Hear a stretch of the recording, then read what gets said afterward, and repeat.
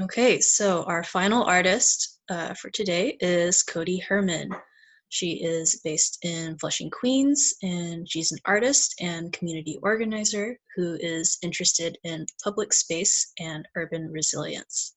Her project is High Rent, Low Tide, a guided tour of the downtown Flushing waterfront, highlighting water quality and recent real estate development proposals. So we'll watch her video and depending on time, have some questions or save those questions for the artist discussion, which will be right after this as well. Hi, my name is Cody. We're in downtown Flushing, Queens in New York City, and today I'm going to take you on a tour of the downtown Flushing waterfront, which is just 3 blocks away from where we are right now. We're on Roosevelt and Main Street. If you just go 3 blocks down Roosevelt, you'll find Flushing Creek. On this little walk, you're going to learn about development that's happening in downtown Flushing and how that's going to impact people in Northeast Queens as well as people all over New York City. So let's go.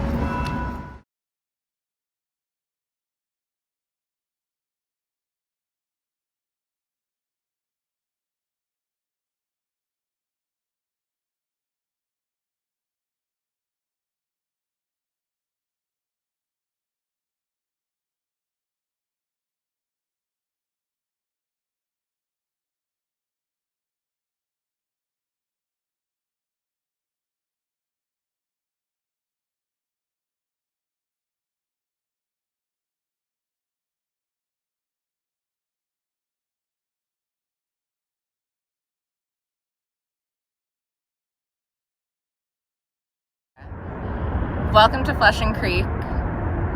If you haven't been here before, it's probably because the water is filled with poop.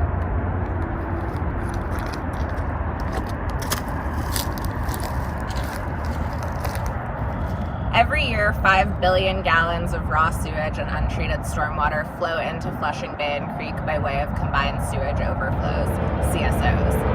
That means anytime it rains, it overloads our wastewater treatment plants, leaving no other place for the excess rainwater to go except in local waterways. New York City has a combined sewage system, which means that underground, water from our homes, like our showers and our toilets and our washing machines, joins with runoff from the streets in the same pipe.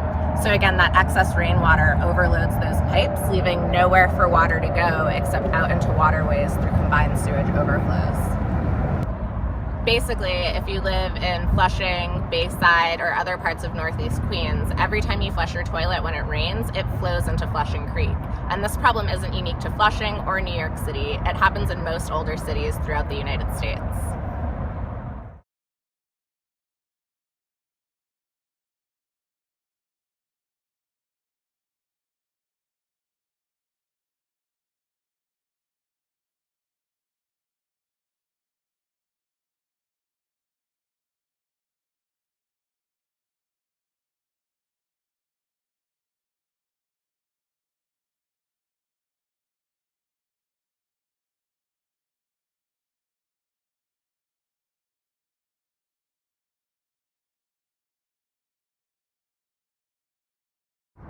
So what's making Flushing Creek extra gross during the COVID pandemic is the fact that people have been shown to be pooping out COVID-19 RNA for up to 30 days after they were infected. So that means every time infected people have been flushing the toilet when it rains, that COVID bacteria has been going into Flushing Creek.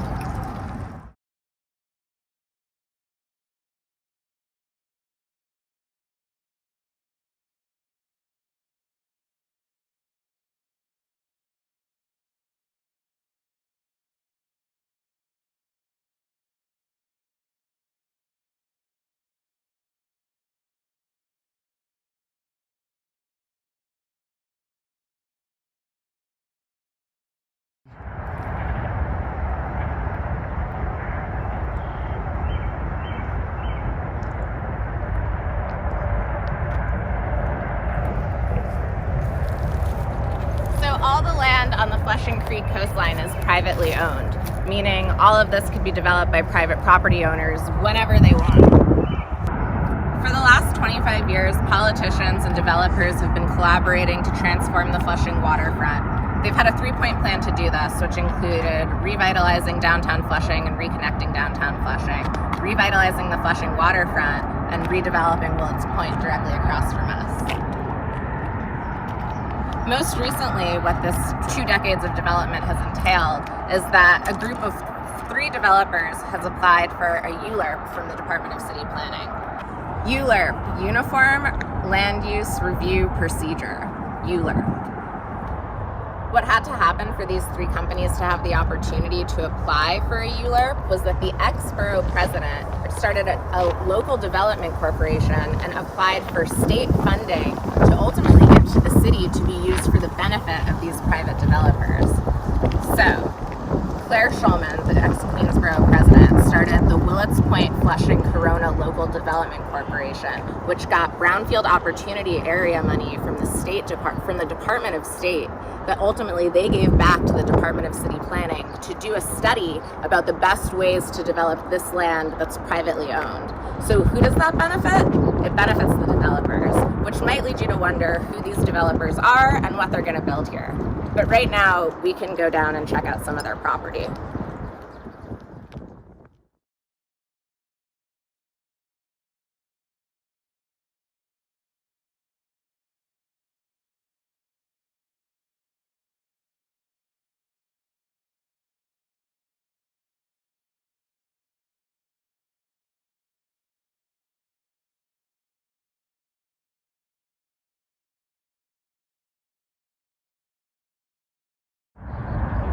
The 3 developers that own land along the Flushing side of Flushing Creek collectively own about 29 acres. And through this ULURP process, it's being proposed that this property become known as the Special Flushing Waterfront District.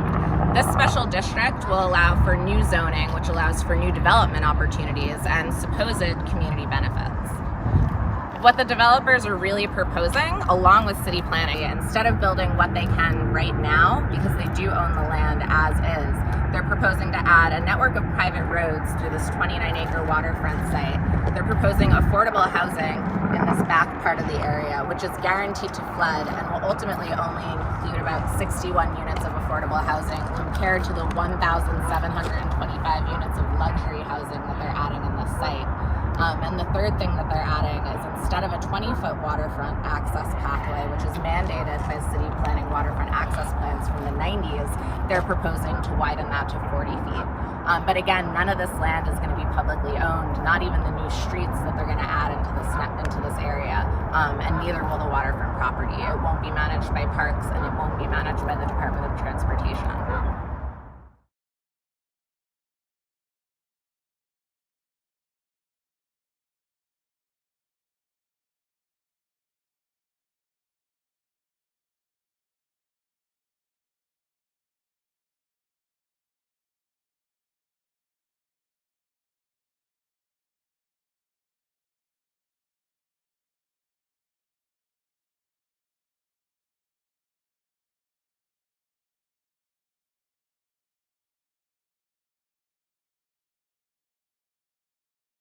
So the 3 developers developing the proposed Special Flushing Waterfront District are F&T Development, United Construction and Development Group, and Youngnan Group. So these 3 property owners collectively own 4 properties in the land that we're standing in. The lot that we're in this second is owned by F&T. And for F&T, while of course waterfront property is always nice, F&T owns 7 other mega projects in downtown Flushing. So for them, adding these 2 along the waterfront is really the crown jewel of their whole business and lifestyle corridor that they've been building along 39th Avenue in downtown Flushing since the early 2000s.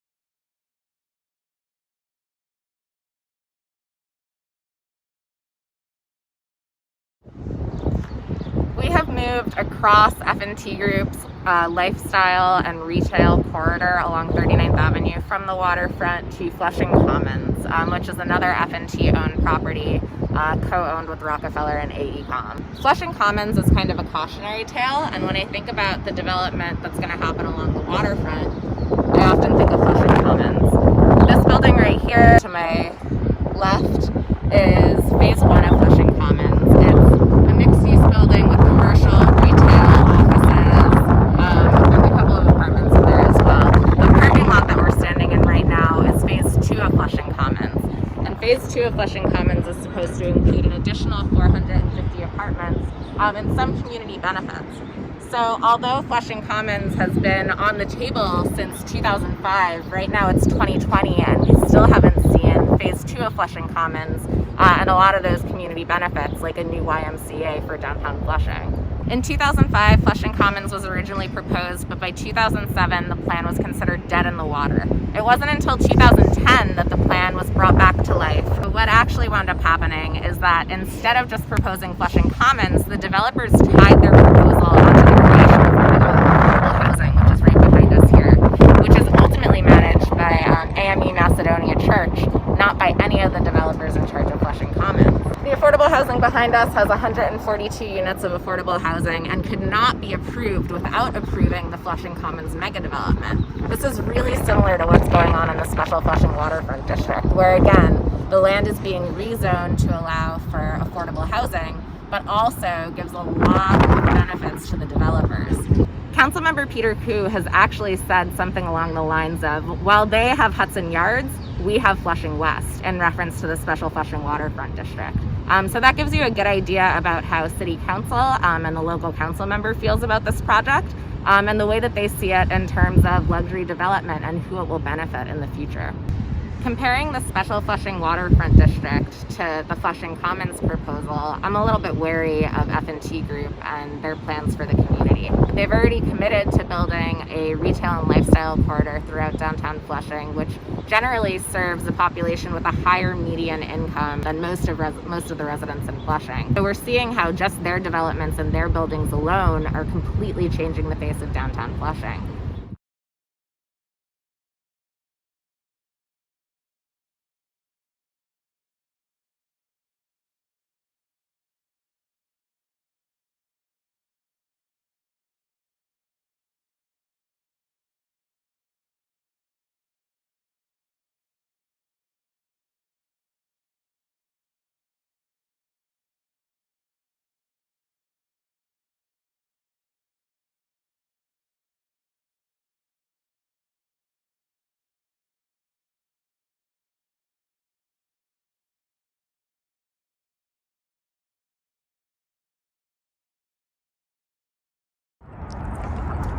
Back at the creek, just wanted to wrap up a couple things we learned today. We learned about Flushing Creek. We now know that it's super polluted because of combined sewage overflow. We know how the COVID pandemic is affecting this combined sewage overflow, and hint, there's COVID in the sewage overflow. Another thing we learned is that there's no public access along Flushing Creek and that all of this land on the east side of Flushing Creek is privately owned. So this land can be developed by private developers whenever they want because they own it.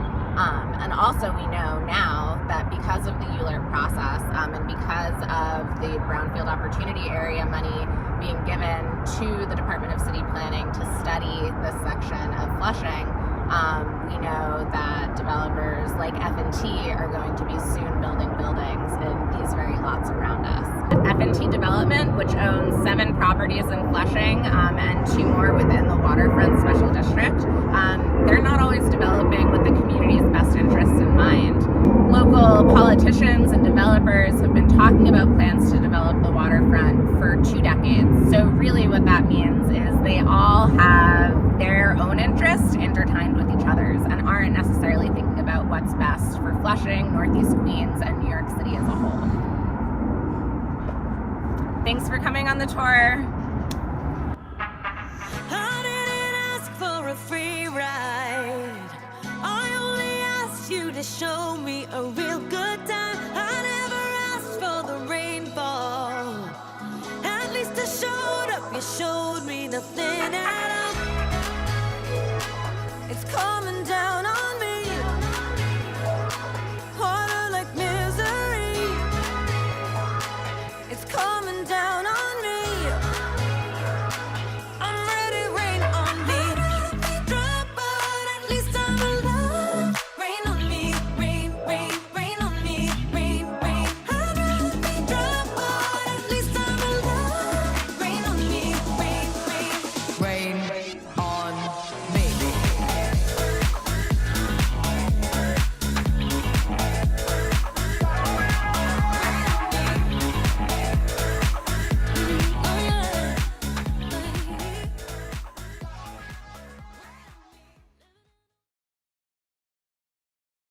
So thank you, Cody, for guiding us through these sometimes complicated but really important developments.